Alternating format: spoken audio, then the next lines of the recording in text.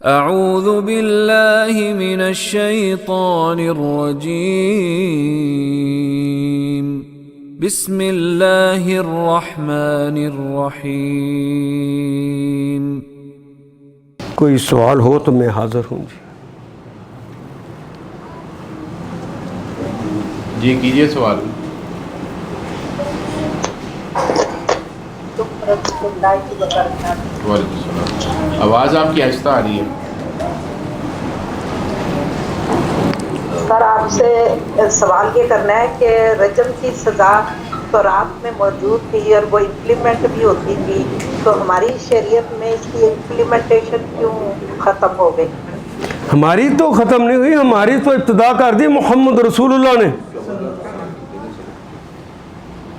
اور یہ کہا کہ میں اللہ کی اس دی ہوئی سزا کو پہلا ہوں جو اس کو نافذ کرنے والا ہوں۔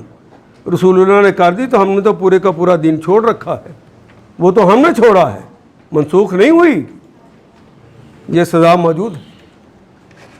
شادی شدہ کرے گا کہ یہ سزا ہوگی، اور غیر شادی شدہ کرے گا تو اسے درے مارے جائیں 100۔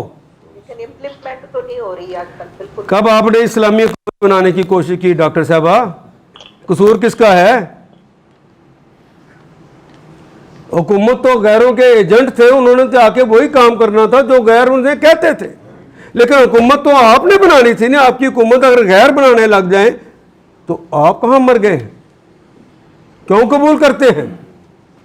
جو سود کا نظام چلاتا ہے اس کو کیوں قبول کرتے ہیں؟ جو اسلامی سزاؤں کی کو وحشیانہ کہتا ہے، بی بی بے نظیر نے نہیں کہا؟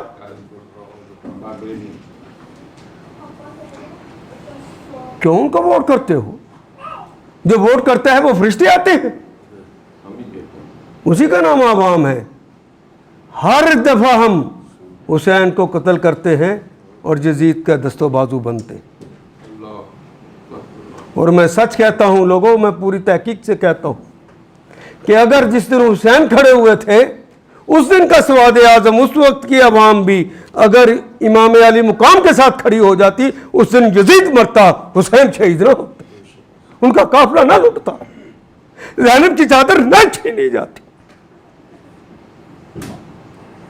مدینے کے لیے 3 دن کے لیے فوجوں کو لوگ اپنے لیے حلال نہ کر دیتے، 10,000 عورتیں حاملہ نہ ہو جاتی۔ یہ جرم کیا ہے، اور یہ عوام کے جرم کو سیاستدان جان بوجھ کے بیان نہیں کرتے کہ کہیں ہم نے یہ کہا کہ لوگوں تم مجرم ہو تو لوگ ہمارے خلاف نہ ہو جائیں۔